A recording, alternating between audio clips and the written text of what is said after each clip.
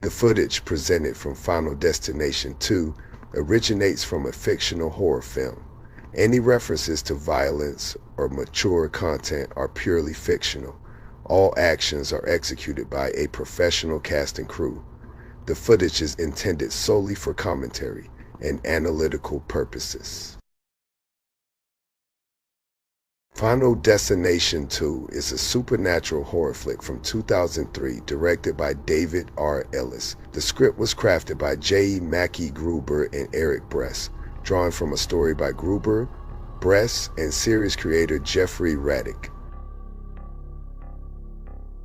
This film serves as the sequel to the 2000 movie Final Destination and is the second chapter in the Final Destination series. It features Ali Larter, A.J. Cook, and Michael Landis.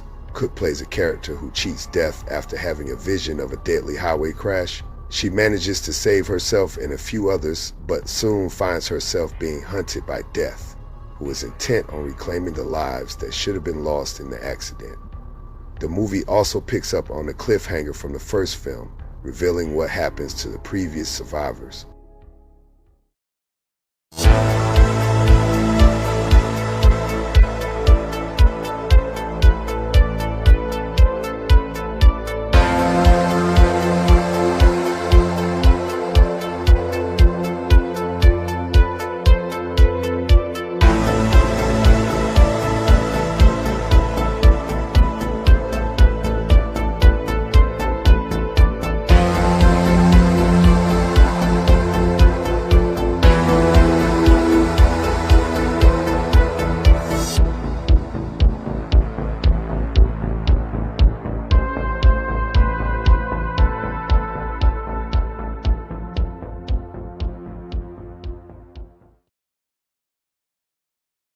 Production,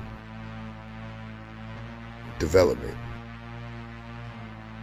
The original movie Final Destination was created by writers Jeffrey Raddick, James Wong, and Glenn Morgan, based on a spec script called Flight 180 that was meant for the X-Files. It hit theaters in the US and Canada on March 17, 2000, raking in $10 million during its opening weekend and totaling $112.8 million worldwide. The film's success prompted Toby Emmerich, then president of production at New Line Cinema, to reach out to Raddick about a sequel, which he was excited about. Raddick expressed his desire to build on the story's mythology rather than just repeat the original plot.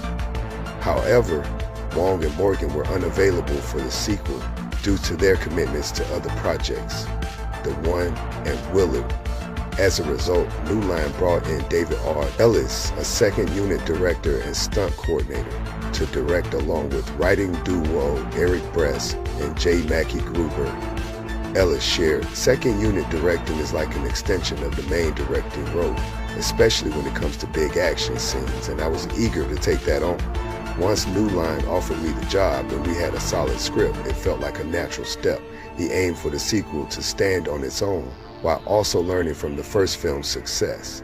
I wanted to incorporate what worked in the original while giving our movie its own unique vibe," he explained. Bress added, "We aimed to build on what the first film did well, adding depth to the characters. Initially, we were brainstorming ways to make Death a real force to be reckoned with, and honestly, our first draft needed some serious adjustments."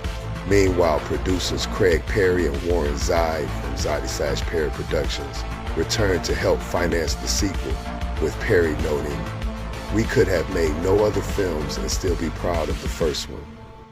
Casting. During the previous film, one of the key characters, Alex Brownie, played by Devon Sawa, was killed off-screen. There were rumors suggesting that Sawa had a contract disagreement with New Line regarding his pay. However, Perry clarified that the decision was purely narrative-driven and had nothing to do with money or Sawa's willingness to return. Despite this, New Line brought back Ali Larter to reprise her role as Clear Rivers.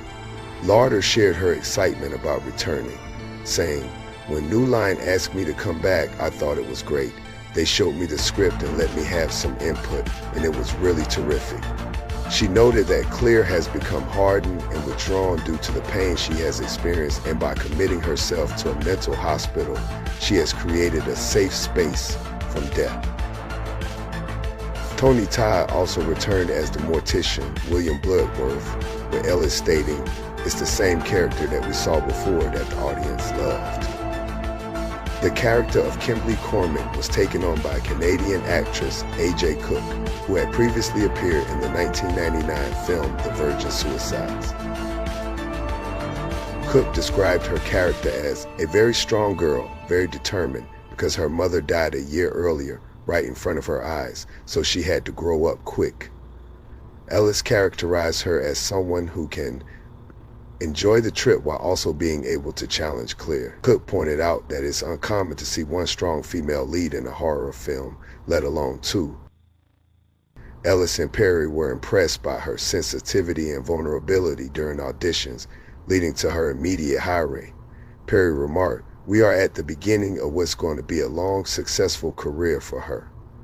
Michael Landis, known for his role in the TV show Lois and Clark, The New Adventures of Superman, was cast as Thomas Burke.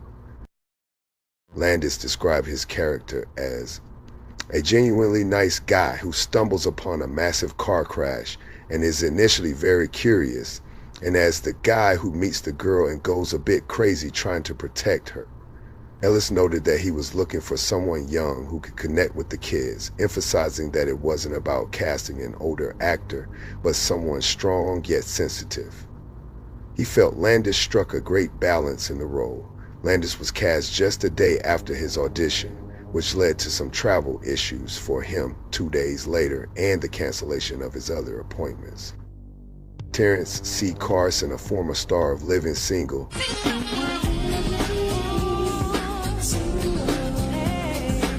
was brought on board to play Eugene Dix. Carson described his character as very by the book, but he undergoes a transformation as the bodies start to accumulate. The crew was excited about Carson's casting, with Bress noting that the character he originally envisioned as a Woody Allen type now had 10 times more life and personality thanks to Carson's charisma.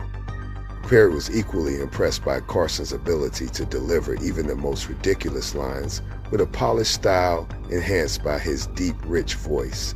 Jonathan Cherry, who appeared in the 2003 film House of the Dead, was cast as Rory Peters. Cherry explained that Rory is quite the opposite of him, evolving from someone who doesn't care at all to someone who realizes, oh my God, this is really happening. In the script, Bress mentioned that Rory was his favorite character to write because he provides great comic relief, has a drug issue, is hilarious, and just embodies all of that. He proudly stated that Cherry is an incredible choice for the role because he's so funny and his delivery is spot on. It's like, oh yeah, that's good.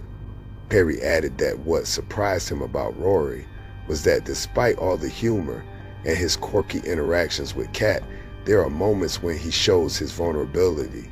This is when the walls come down and you start to feel for Rory. At first, you like him for his humor, but then you genuinely care about him when you realize that his comedy comes from a shared human experience. Keegan Connor Tracy, known for her role in Blackwoods, took on the character of Kat Jennings.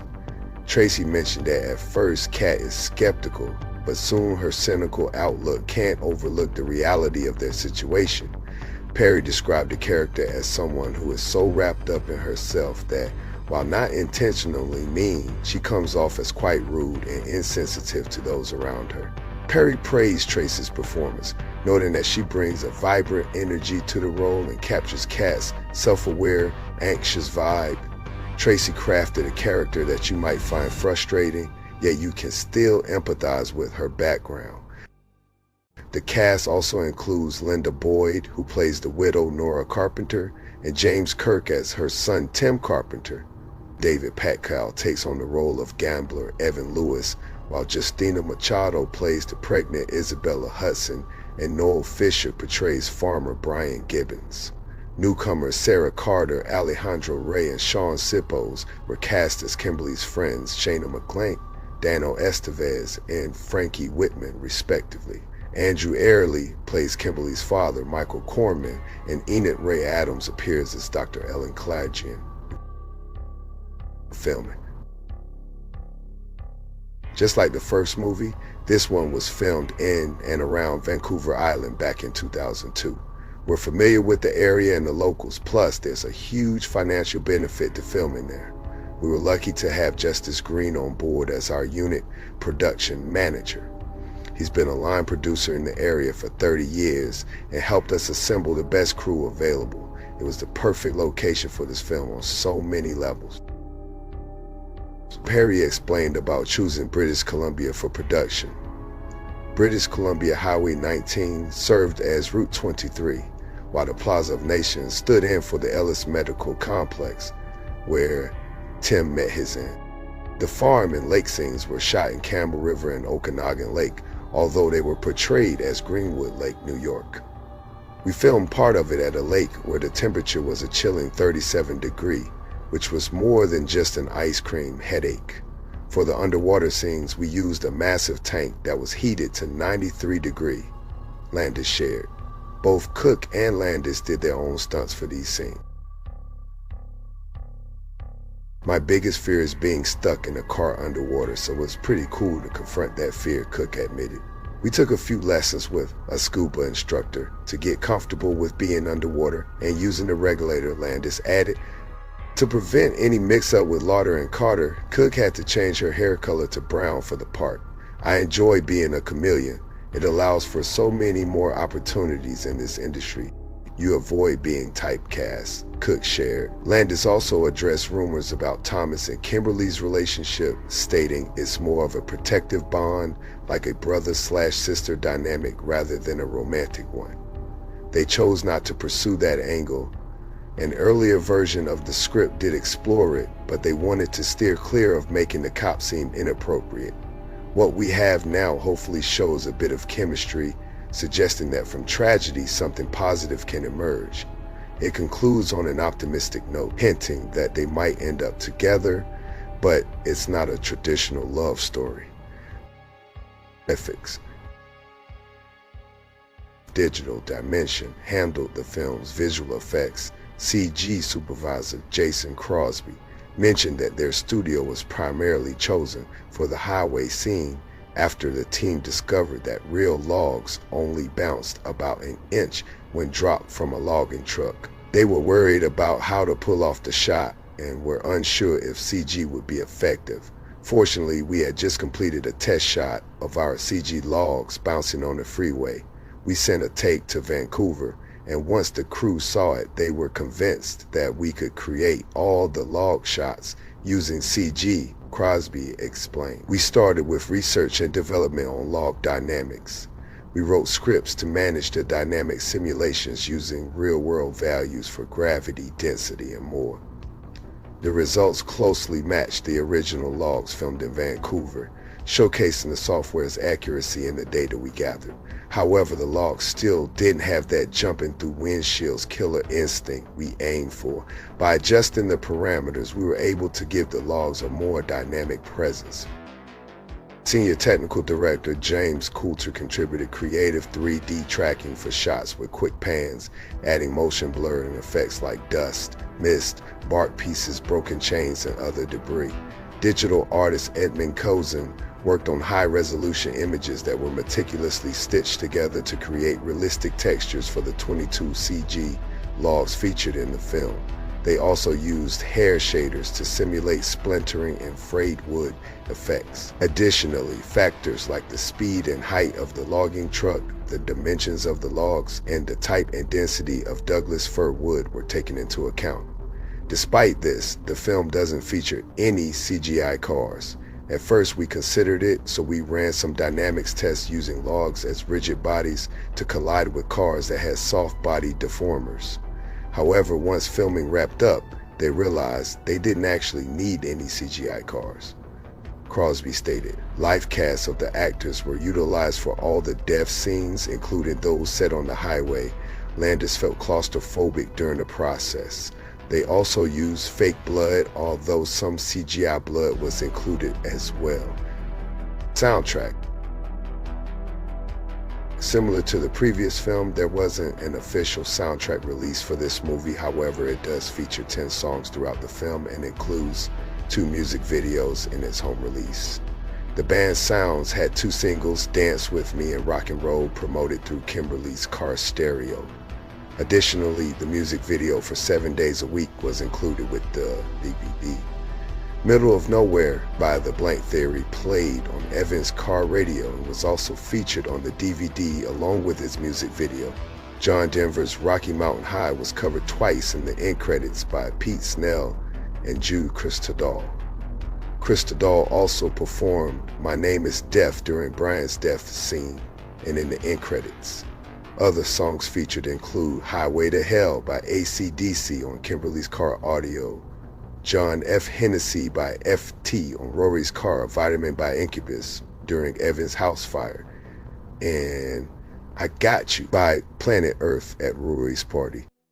Score. Final Destination 2 Original Motion Picture score is the promotional soundtrack created by the talented Shirley Walker, a Daytime Emmy-winning composer.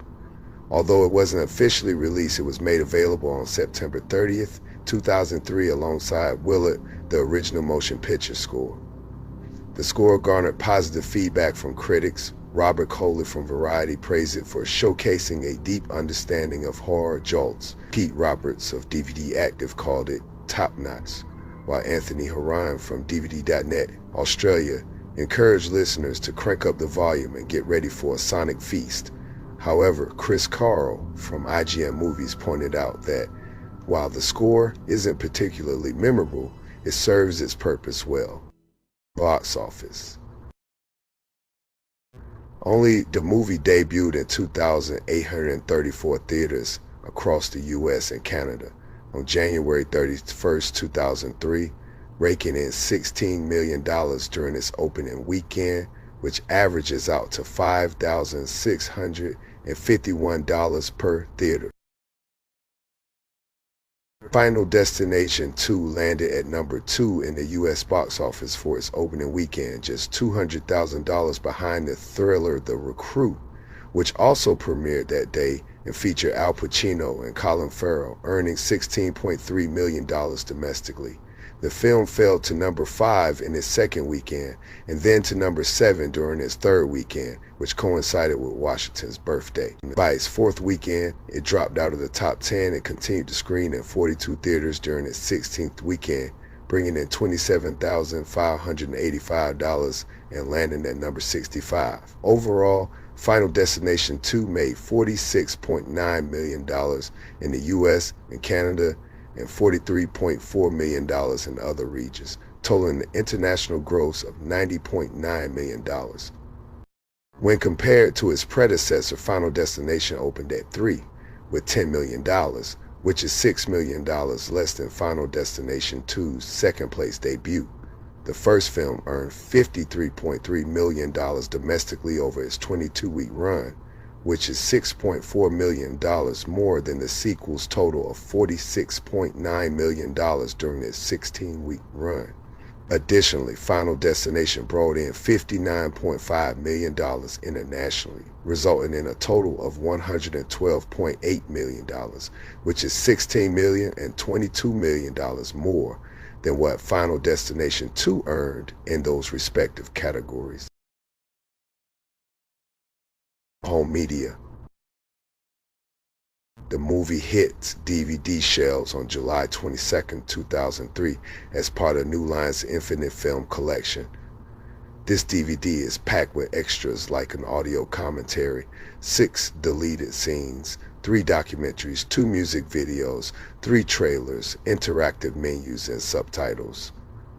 The audio commentary features insights from Ellis, Perry, Bress, and Gruber, who shared details about the film's production and their overall vision. The deleted scenes include a tense exchange with Isabella's husband, Marcus Hudson, played by Roger Cross, a chat between Eugene and Nora, a car chase highlighting Kimberly's reckless driving, Eugene's encounter with death at the hospital, and extended versions of Kimberly's police interrogation and her meeting with Bloodworth. The first documentary, Bits and Pieces, Bringing Life to Death, runs for 30 minutes and explores the history of splatter films, along with insights into the movie's visual effects. The second documentary, Cheating Death, Beyond and Back, lasts 18 minutes and features people sharing their personal brushes with death.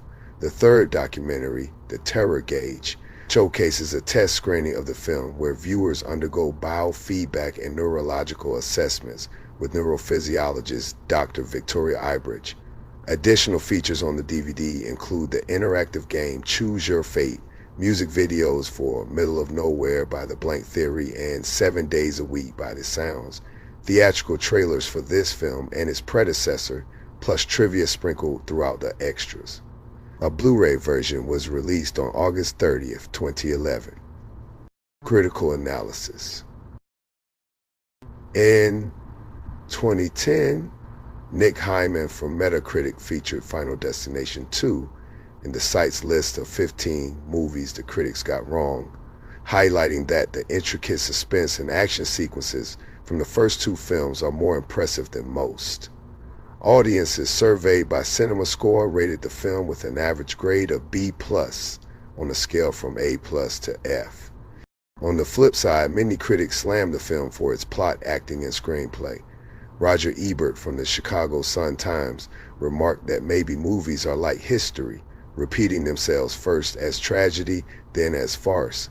James Berardinelli of Real Views pointed out that the film requires total gullibility and mindless attention to work at all. Claudia Poog from USA Today expressed concern that the existence of an audience for a film where innocent people meet gruesome accidental deaths is troubling, especially when a group of creatives chose to focus their efforts on this repulsive spectacle that simply elicits disgust. Justine Elias from The Village Voice claimed that this laughable thriller is just a sadistic collection of misinterpreted premonitions and gruesome murders. David Grove from Film Threat mentioned that he didn't really scare by anything in Final Destination 2, which is both silly and illogical. Jeff Weiss from Deseret News criticized the film, saying he wouldn't even touch on the terrible script or the painfully bad performances, while Bruce Fretz from Entertainment Weekly noted that everything else about the film is equally dreadful. Some reviewers have highlighted the film's comedic elements. A.O. Scott from the New York Times noted that while it may not be as cleverly self-aware as the Scream series or as over-the-top as the Evil Dead films, it still captures the strong link between fear and humor, delivering both in a relaxed and genuine manner. C.W. Nevius of the San Francisco Chronicle mentioned that it's funnier than the original. Maitland McDonald from TV Guide encouraged viewers by saying, if this is your idea of fun, come on in. William Arnold of the Seattle Post-Intelligencer described it as a collection of Grand Guignol sketches aimed at mean-spirited laughs. Mark Savlaw from the Austin Chronicle praised it for being surprisingly enjoyable compared to other recent horror films with a solid plot and plenty of heart-pounding scares. However, it's definitely not for the faint-hearted or easily offended. Nev Pierce from the BBC remarked that it's straightforward but effective, while Sheila Norman Culp from the Atlantic Journal-Constitution stated that what Final Destination did for the fear of flying, Final Destination 2 does for the fear of driving. In the cast, Carson, Cherry, Cook, Landis Lauder, and Todd stood out for their roles as Eugene, Rory, Kimberly, Thomas, Clear, and Bloodworth, respectively. Kohler from Variety noted that Carson brings energy to the skeptical Eugene, transforming what could have been a dull character. He also mentioned that Cherry provided a nice touch of dry humor. Lauder didn't shine much. Todd was let down by one notably flat scene, and he criticized the overall acting, particularly Cook, whose unclear emotional range reflects Ellis's lack of interest in his cast. Grove from Film Threat was harsh on Cook, saying, she's not a great actress, but she's definitely easy on the eyes, and joked about the horror genre suffering from having two blonde leads, referring to Lauder, who looks miserable throughout with her cold performance. Dustin Putman from the Movie Boy Con remarked that Cook does an adequate job as the premonition-driven Kimberly, but fails to convey enough emotion after the brutal deaths of her friends. Robin Clifford from Real Reviews described Cook as forceful as the one whose premonitions triggered the chaos, driven by her desperate wish to outsmart death. While he felt Larter brought the necessary sass to her role, Brett Gallman from Older Horror pointed out that Larter is once again a highlight, along with Cook and Landis, who were adequate as leads, and mentioned Todd, whose role in the franchise remains unclear. In January 2022, Steven Rosenberg from MovieWeb ranked the films in the franchise from least to most impressive. He pointed out that Final Destination 2 stands out as the top entry, calling its opening scene one of the most unforgettable in the horror genre, not just within the franchise, and complimented Todd's acting. Accolades. Similar to its predecessor, the film received nominations for the Saturn Award for Best Horror Film in 2004 and for Choice Movie Horror/Thriller at the 2003 Teen Choice Awards. However, it lost both awards to 28 Days Later and The Ring, respectively. At the 4th Golden Trailer Awards, it was up for the Golden Fleece, but ultimately lost to the surfing movie Blue Crush. Additionally, The Collision on Highway 23 was nominated for Best Action Sequence at the 2003 MTV Movie Awards, but it was overshadowed by the battle for Helm's Deep from The Lord of the Rings: The Two Towers, another film from New Line. The highway scene was described by Grove from Film Threat as a monument to smashed cars, flying objects, and scorched metal, while Garth Franklin from Dark Horizons called it utterly spectacular. Ann Bilson from Guardian.co.uk referred to it as one of the most terrifying sequences I've ever seen, especially effective because it's rooted in reality. Few drivers haven't felt that anxious twinge when the poorly secured load on the truck ahead starts to wobble.